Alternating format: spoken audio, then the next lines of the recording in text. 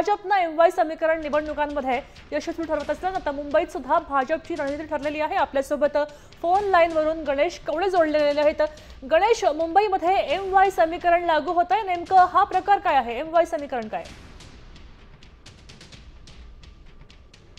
मध्ये आणि महाराष्ट्रामध्ये देखील याचा विधानसभेला फायदा झालेला पाहायला मिळतो आणि त्याच पार्श्वभूमीवर आता मुंबई महानगरपालिकेसाठी भाजपकडून हे MY समीकरण राबवण्यात येणार आहे। MY म्हणजे महिला आणि युवक यांची मतं मिळवण्यासाठी हे भाजपचं एक नवीन समीकरण आहे, ते तयार करण्यात आलेलं आहे। यामध्ये विशेष करून महिला आणि युवकांची मतं आपल्याकडे आकर्षण करण्यासाठी एक वेगळं विंग देखील आहे ते भाजपकडून तयार करताना पाहायला मिळतं आणि यामध्येच कुठेतरी ही मोर्चे बांधणी आहे ती मोठ्या प्रमाणामध्ये कशी करता येईल यासाठी भाजपची ही रणनीती आहे ती सुरू झालेली पाहायला मिळते। त्यामुळे या MY समीकरणाचा आता मुंबई महानगरपालिकेमध्ये कशा पद्धतीने फायदा होतो हे देखील येणाऱ्या काळामध्ये आपल्याला स्पष्ट होताना पाहायला मिळेल।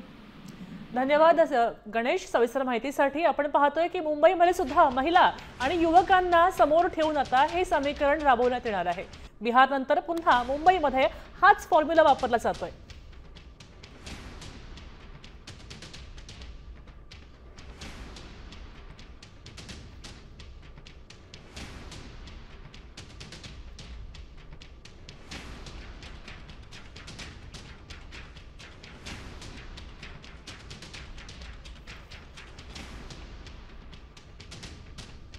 आपण पाहतोय की मुंबईमध्ये सुद्धा आता MY समीकरण राबवलं जात आहे, महिलांना समोर ठेवलं जात आहे। खरं तर महिलांचा विकास मुंबईने करायचा विचार केला होताच, मात्र